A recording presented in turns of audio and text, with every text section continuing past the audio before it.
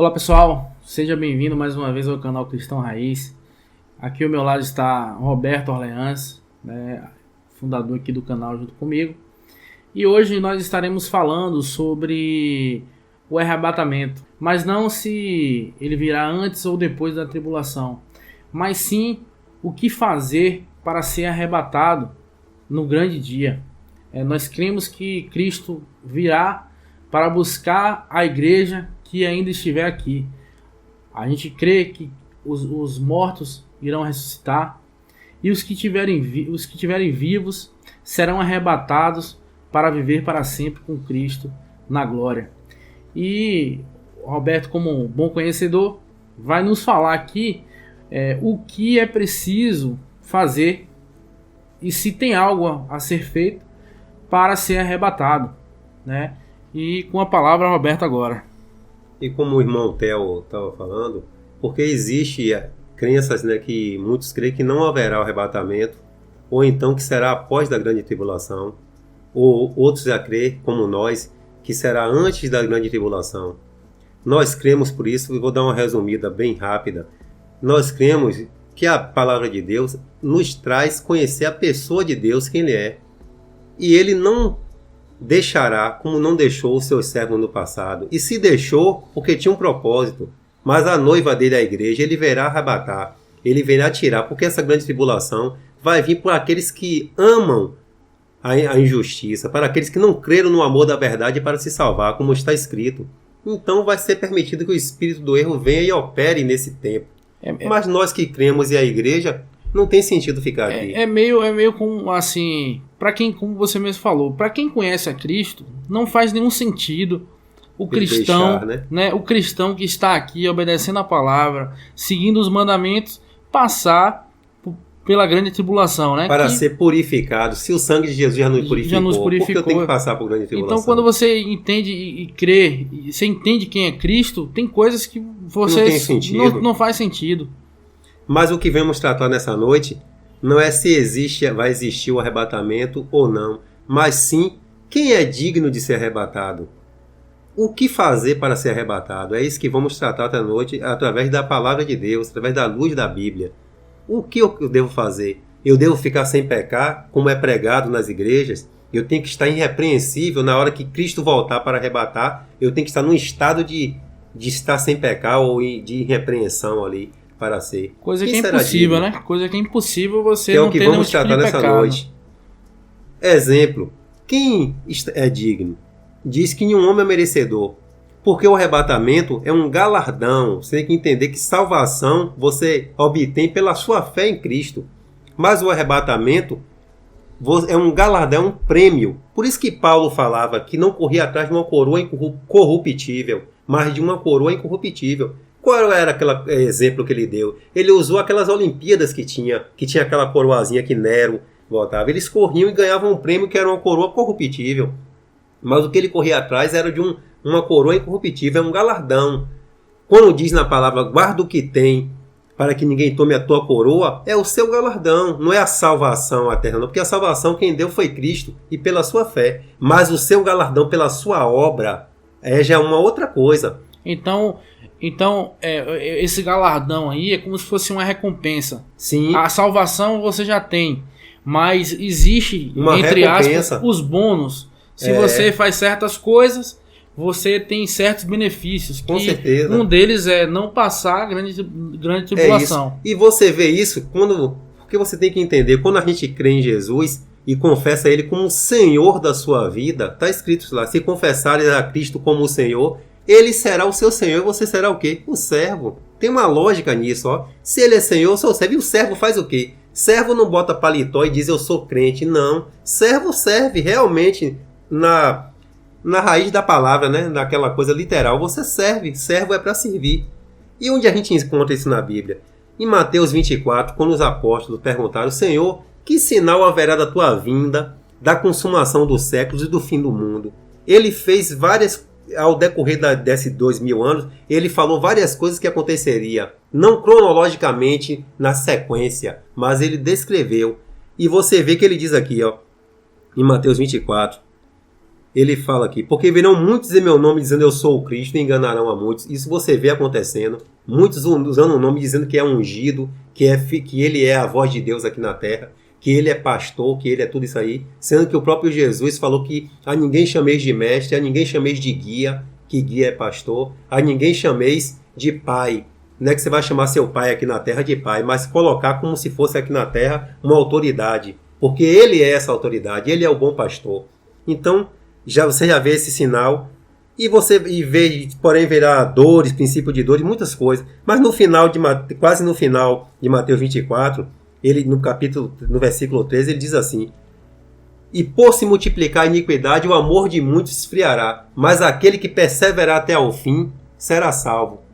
Com o aumento da iniquidade, o amor de muitos se esfriará, mas aquele que perseverar até ao fim, amando, não deixando a iniquidade, fazendo o amor dele esfriar, será salvo. Não é salvo do inferno, porque muitos já estão salvos. É salvo da grande tribulação, que vai vir para provar, está em Apocalipse, para provar os moradores da terra. Vai ser permitido que venha o Espírito mesmo para provar. Jesus quer tirar a sua noiva. E aí, quando ele começou a falar aqui em Mateus 24 com os discípulos, ele chegou aqui e deu um exemplo de uma parábola da figueira.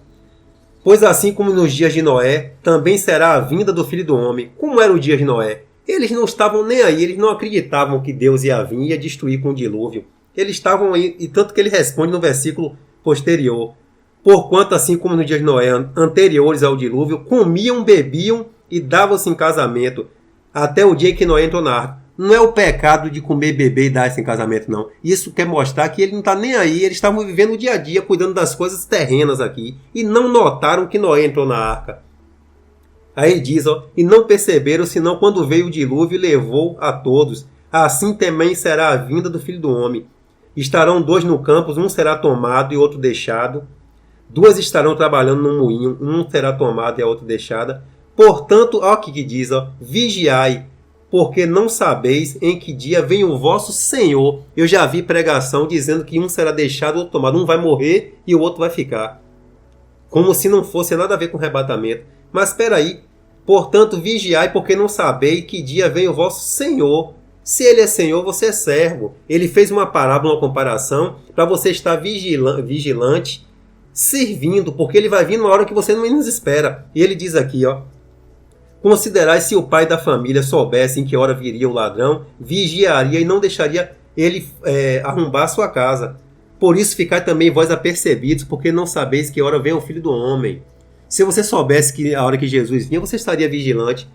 E você não sabe que hora vem o ladrão. Por isso você tem que estar vigiando. Não que Jesus seja ladrão, mas vocês têm que estar vigiando como se tivesse preparado. Vigiando, né, no sentido de serviço, não é de você não pecar, não, porque nós pecamos em toda hora em pensamento, em tudo. E nesse contexto entra muito bem a parábola das 10 virgens, né? Também, que cinco estavam com prudentes, né, preparadas. Eram 5 prudentes e 5 imprudentes. E quando Jesus voltou, as 5 estavam preparadas, né, e foram para a festa com ele. Agora que coisa linda na parábola. Mas as outras 5 continuaram sendo noivos de Cristo.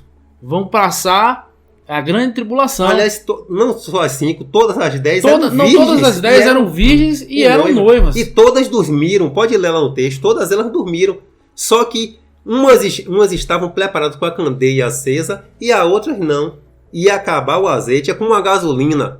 Você vai viajar para um certo lugar, eu vou com a gasolina suficiente, o outro vai com a gasolina que vai acabar numa certa quilometragem. Foi imprudente. Mas todas eram virgens, todas eram de Deus, todas dormiram também.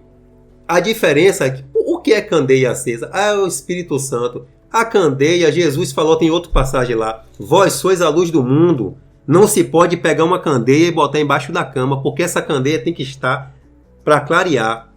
Se aqui está em trevas e eu acendo uma luz, eu estou sendo aquela luz no meio das trevas.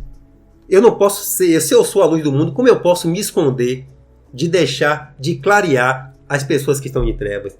Tem a ver com o serviço também. Às vezes a gente passa a cuidar das nossas coisas materiais, a nossa vida terrena aqui, e esquece de ser luz, esquece de ser luz no meio da treva, esquece de estar com a candeia acesa. E é isso que ele quis botar com a palavra da virgem. Ele juntou essa outra palavra da figueira, junto com a da virgem, junto com a do servo bom e fiel, que a gente vai ler aqui agora. Quem é, pois, o servo fiel e prudente, a quem o Senhor confiou os seus conservos para dar-lhe sustento ao seu tempo? Confiou os conservos para eu sustentar, eu como servo prudente, sustentar no tempo certo. Bem-aventurado aquele servo a quem o Senhor, quando vier, achar fazendo assim, servindo e trabalhando. O que é mordomo? A gente tem mania de usar essa palavra mordomo. Está na mordomia. Mordomia é um serviço. Não é uma coisa que eu fico de regalia, não.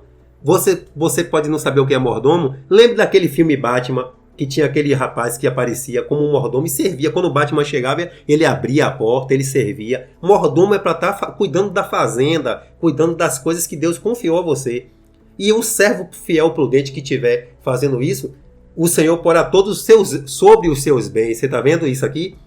Mas ele diz, em verdade vos digo, confiará todos os seus bens. Mas se aquele servo, sendo mau, disser consigo mesmo, meu Senhor demora, e passar a espancar os seus companheiros, e a comer e a beber com os ébrios. Ah, mas eu não estou comendo e bebendo com o ébrio. Não é o comer e beber. É porque ele foi fazer as coisas que interessavam a ele, mas não teve que se importar nas coisas que Deus confiou a ele. Virá o Senhor daquele servo em dia que ele menos espera, em uma hora que ele não sabe, e castigá-lo-á, lançando-lhe a sorte com os hipócritas, e ali haverá choro e ranger de dente. Antigamente eu interpretava que isso é que o cara cair no inferno. Só que hoje entender isso. Só que hoje eu entendo. Quem ficar na grande tribulação aqui, não haverá choro e ranger de dente, não? Verdade. E quem vai ficar aqui são os hipócritas, os ímpios. Vai ser bagaceira quem ficar aqui. Lançou aquele servo e ele vai remer, porque não vai ser brincadeira, não. Quem ficar aqui. Jesus daí veio com a palavra das virgens, que a gente já comentou aqui, outrora aqui. E logo depois ele veio com a palavra também dos talentos. Olha, foram 3 parábolas, uma seguida da outra, com o mesmo sentido. A palavra do talento. Ele falou que um talento ele deu a um, o outro ele deu 2, o outro ele deu 3. E eles multiplicaram esse talento. Mas teve um que escondeu, porque sabia que Deus era severo, que retirava de onde não tinha plantado e tudo, né? E escondeu esse talento, não multiplicou. Quando Deus veio tratar com ele, um tinha multiplicado, né? E gado 5, se eu não me engano, o outro 2 ou 3, e aquele que tinha um escondeu, nem aos banqueiros ele deu.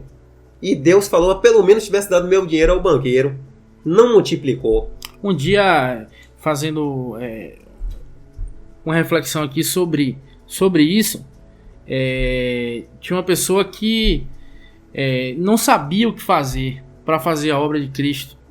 E certo dia ela nos procurou e falou, ó, eu tenho aqui algumas cestas básicas, né? Agora assim, eu não tenho como dar. Eu posso dar a vocês e vocês distribuem. Então, quando aconteceu essa situação, a gente entendeu que essa era uma maneira de dar aos banqueiros. Não exatamente não pegar seu dinheiro e dar. O banqueiro investe, faz investimento e multiplica o dinheiro. Exatamente. Você não tem como fazer o bem, como fazer a obra de Cristo. Alguém, né, que você não conhece, está em uma outra cidade, você pode dar cesta básica ou um alimento qualquer. E a pessoa vai literalmente dar a outra pessoa, mas você promoveu aquela cesta básica. Promoveu, então você também está dando fruto. Exatamente. Você está multiplicando o seu talento. Exatamente. Então o mínimo que poderia ser feito, a pessoa, esse servo, ele não fez. Por que eu explico isso? Porque tem várias pessoas que têm vários dons. Você tem o dom de profecia, o dom de pastor, dom da palavra, e às vezes fica parado e não deixa fluir, não passa a ser luz, não passa a multiplicar os talentos. Às vezes você canta e você pode com sua voz edificar uma pessoa, às vezes você pode dar uma palavra na internet ou no lugar do seu trabalho, e variam inúmeras coisas que você pode multiplicar o seu talento com os dons que Deus lhe deu. E ele fala sobre isso aí. E isso tem a ver também com o serviço. Olha a mesma coisa, o servo bom e fiel. Depois, ele quando estiver aqui, é um galardão para aquela pessoa que, independente do pecado, dos erros dele, ele está sempre querendo servir.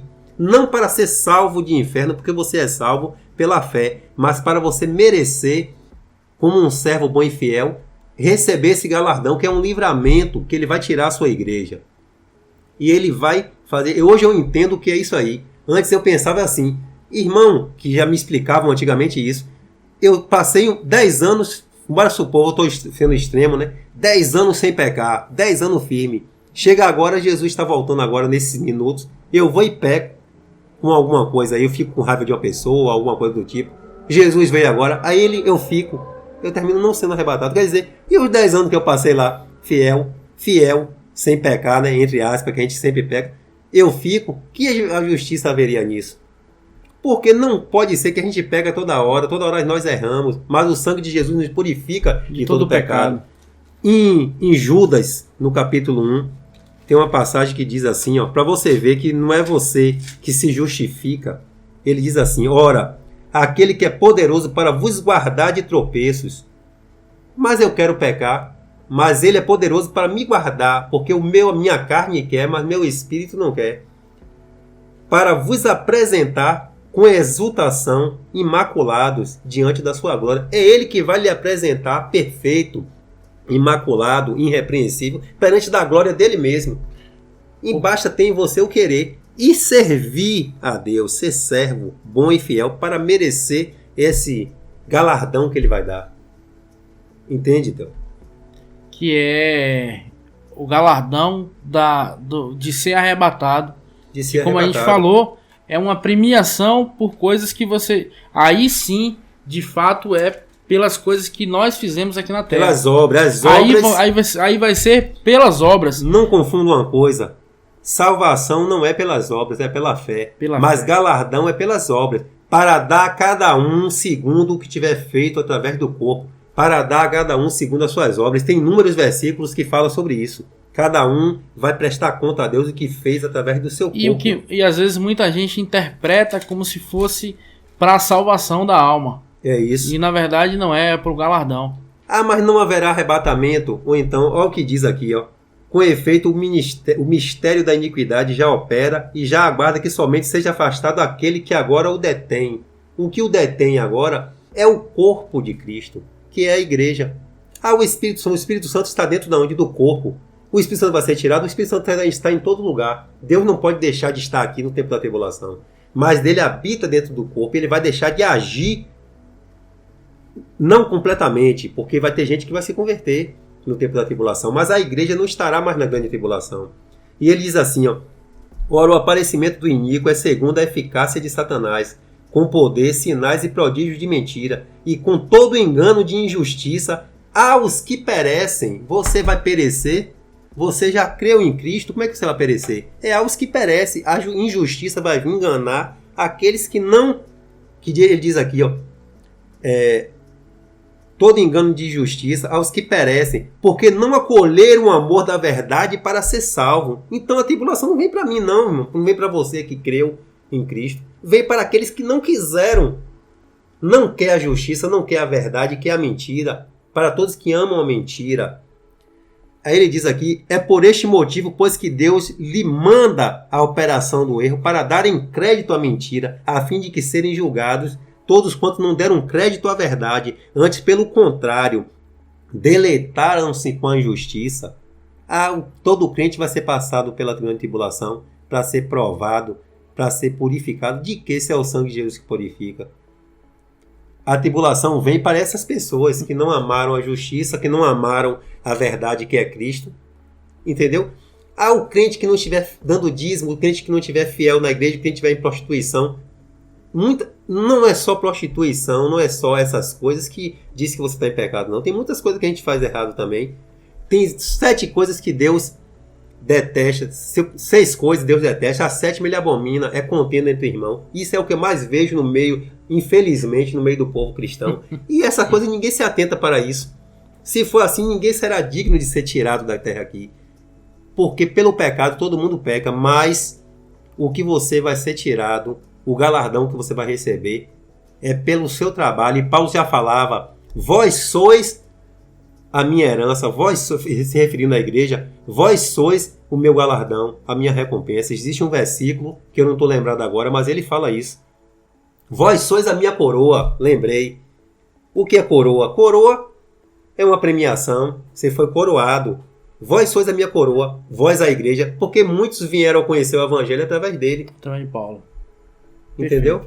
Então, Que essa palavra possa ficar em vossos corações. Em outra oportunidade estaremos até explicando melhor, mas que você possa entender que galardão é um prêmio e que, acima de tudo, o Senhor virá arrebatar o seu povo, ainda que tenha muitas doutrinas, muitas interpretações. Deus é fiel e Ele não vai deixar o seu povo padecer. A sua noiva, imagine a sua noiva adornada aqui para ser provada, ser morta pelo anticristo. Ele não vai deixar. Mas não fique inerte, não fique parado, seja a luz, sirva, sim, alimente. A religião que Deus ama é você cuidar das viúvas, dos órfãos, dos necessitados, do seu irmão. Faça a boa obra. E ao menos, se você não sabe como fazer, ajude aos que fazem, né? Doando um alimento, né? Não estou falando de valores, porque a gente sabe que no mundo de hoje é bem complicado, mas você tem um alimento, você tem roupas que você pode doar, né? A pessoas que você vê na rua próxima. Então, pessoas próximas, exatamente. Então, e não precisa ninguém saber disso.